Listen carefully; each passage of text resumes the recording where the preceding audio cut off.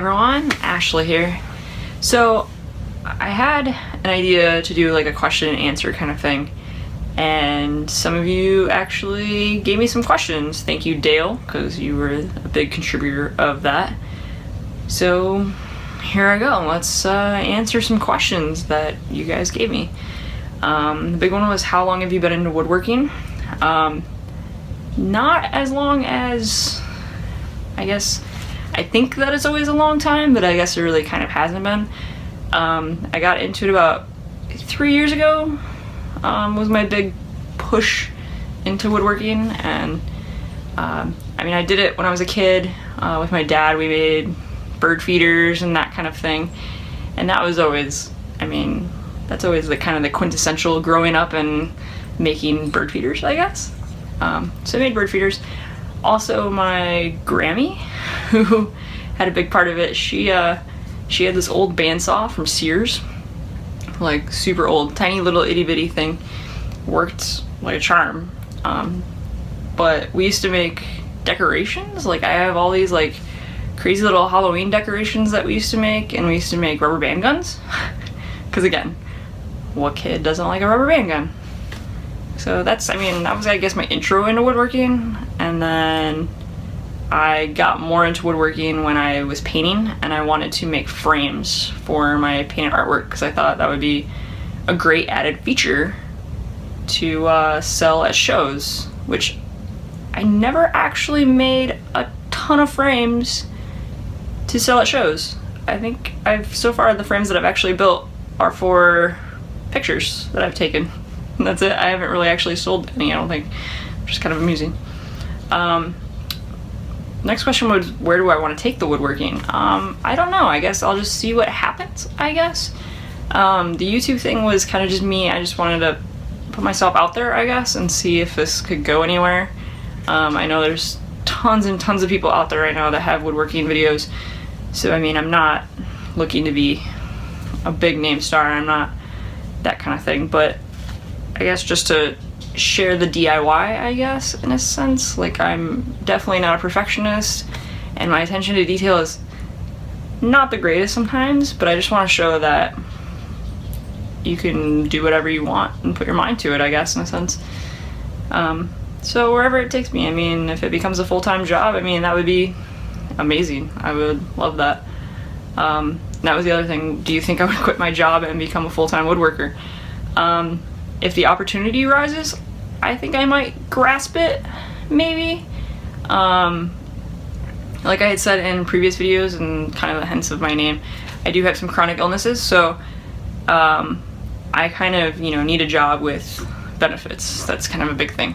But if it presented itself to me and, people wanted to buy my stuff, I guess I would be glad to do it, and that would be awesome. I would be, I think, much happier, but in the same aspect, the minute it becomes work, the minute I kind of don't like it anymore, it's kind of one of those. I actually kind of enjoy it as being a hobby. And then, how long have I been painting for? I've been painting since as long as I can remember. I took so many art classes in high school. I wanted to be an artist when I grew up, but then realized that you can't. Not that you can't make a living off artwork, but it's kind of difficult, and I kind of slowly started getting more into the public safety aspect, and so it kind of just went from there. But yeah, spray painting though, from like the videos on from a while ago that I have on YouTube, I've been spray painting for I think 6 years now. I love it. I fell in love with it, I think, instantly. I'm not the best drawer in the world, and so I think painting, I can somehow paint really well, but drawing is kind of and I want to up my drawing game quite a bit, so I've been practicing more with that. Would I make painting full-time job? Again, once it becomes a job, like, I was doing really good of selling paintings, and when it became work and I had to really like do it and fulfill orders and keep going, I kind of was getting annoyed by it. And I like doing the commission pieces, especially around Christmas. Like, I don't mind doing that, it's fun. But once it starts kind of going and progressing and keep going, I'm just like, oh my god, this is so boring. Like I can't deal with it anymore. So again, if it became a full-time job and people were like, oh my god, she's awesome and it's in galleries and maybe I would, because I've seen some of the artists that actually have fun and they love it and it's awesome. But I don't know. And art people sometimes are kind of especially the kind of, I hate to say it, but the yuppie kind of ones. Like, I don't ever want to be that person. I just want to paint, and I'm more of the, I just want to graffiti something, I think, at this point. How do I make a living now? I am a licensed paramedic, but I work in a hospital. I watch heart monitors. It's kind of on the boring side, but it's a job. It works. I'm definitely really good at heart rhythms. Basically, it's the electrical impulse from your heart is what we watch. So, you know, the little beep, boop, boop, boop, boop, beep, boop. Those kind of things. Yeah, it's either a lot of sitting, you sit for 12 hours, or you walk your butt off for 12 hours. So there's kind of an in the middle sometimes, but you're either wiped out by the end of the shift, or you're just like, oh my god, my butt hurts kind of thing from sitting in a chair all day. Do I have special training for the job? I mean, like I said before, I'm a paramedic, and that's what they hired. Paramedics have advanced life support and advanced cardiac life support, ACLS. So I mean, we've been trained in it for ever, and it's kind of just stuck in your brain kind of thing. Yeah. I also have firefighting, which I really never got a chance to really pursue. And then before that, I was a cadet with Sheriff's Department for a while. So I mean, I've kind of done the whole public safety spectrum at this point. But I enjoy medicine. I'm definitely not stressed about blood or anything like that. Yeah. I do miss the road sometimes, but when it snows, you know, a foot of snow or 2 feet of snow, I don't miss working the road at all. I do not miss ambulances. I don't miss sitting in ambulances for 12 hours going, oh my god, sucks, and going from parking lot to parking lot kind of thing. If you ever see an ambulance in a parking lot, they're posting.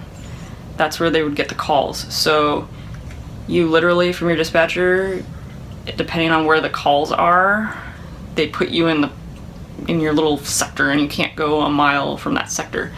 So you sit in parking lots, and usually you find parking lots that have Wi-Fi, a good bathroom, and food.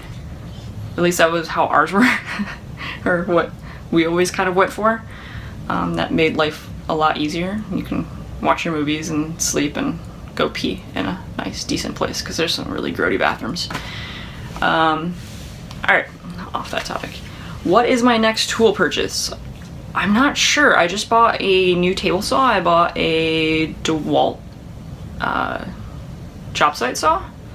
I was gonna go for a bigger one, but I think the job site saw was perfect for me. I think a couple weeks ago I had kind of a kickback injury, which I didn't really mention. It was part of the drawers. I mentioned it on social media, and so for a little bit I was kind of scared to get back on the table saw, but I finally did it, and then I bought the new table saw, and it was kind of like, oh, I feel like this is my saw's way of getting back at me of, you're leaving me, so don't go, I'm gonna hurt you. But no, it was just me, I think, being complacent, and I lost focus for a second, and that's what happens. I mean, they're power tools, gotta watch out for them. But for next tool purchase, I really want a drill press. I think that's the one tool that I've had, or that I've wanted to use on projects, but never had it. So like the Quarto game that I made for Christmas, I really wish I had a drill press for that, but I made it work. So that worked pretty well. What tool would I buy if money was no issue? Oh my god, I don't know. I think I would go for like Matt Corona's mill that huge bandsaw mill that he made. I mean, if I could have that in my backyard, which would take up the entire backyard, I think I would go for that. It'd be kind of fun to be able to mill my own wood. I don't know. I definitely would have to buy a new house, I think, though, first, so I don't know if that would come in for tool purchase or not. If someone wanted to start woodworking, which tool would you start with? I mean, when I did stuff with my dad, literally we only had a handsaw and a drill, I think, is pretty much all we had. So I mean, those two things, I mean, you can get away with a lot of stuff with that. I mean, hell, you can do a hammer and a handsaw and make a ton of things. I think learning to use a handsaw, I mean, that's some hard work, but it definitely pays off, and it's nice to use hand tools, and I really want to get back into that and start learning more hand tool stuff. And then the last question that someone posed was, if you don't have a dedicated space for woodworking, are there portable tools that you can bring in and, you know, take outside, bring in, kind of thing? And there's tons and tons of tools. Like the table saw that I just bought is technically a job site tool, and it's light and it's portable and it's made to go in and out. It works great. Examples, I mean, Darwin Orver at her channel, I mean, Lynn has an outside shop, kind of outside and inside, but her table saw and stuff's all outside, and it stays outside. It's under a carport. Works great. And then another good example for lately, April Wilkerson, she's been working pretty much out of the bed of her truck while her shop is going to be getting built soon. So I mean, it's definitely, you can do it. There's been quite a few videos of people building stuff in parking lots. You can pretty much do every tool, I think, pretty much now is portable. I mean, there's portable everything right now. So if you don't have a dedicated space, I mean, you can do everything out of a shed and move everything outside while you're doing it, move everything back inside, it'd be fine. A couple sawhorses and a circular saw, you can do a whole lot of stuff with. So yeah, those were the questions that were posed to me, and I hopefully answered them and you actually understood all of it, because I tend to mumble sometimes. So I apologize for that, or I talk really fast. Yeah. So I kind of want to do maybe vlog videos, maybe, or just keep it at woodworking and artwork. Not sure yet, but I would love some feedback down below. Also, if you like my video, I mean, hit that subscribe button. That would be huge. I would love you forever. And maybe a thumbs up for some likes. And share, please. That would be great. I've been working on my website, so hopefully that'll get going. I want to be blogging a little bit more. I think I want to blog both medically and Spoony Creations. So I think there's going to be both going on, whether you want to listen to all my medical jargon or not, but I think it'd be kind of good to have both. It'd be a kind of a venting space for me. But yeah, thanks again for watching and tuning in. I greatly appreciate it. So have fun, go make something.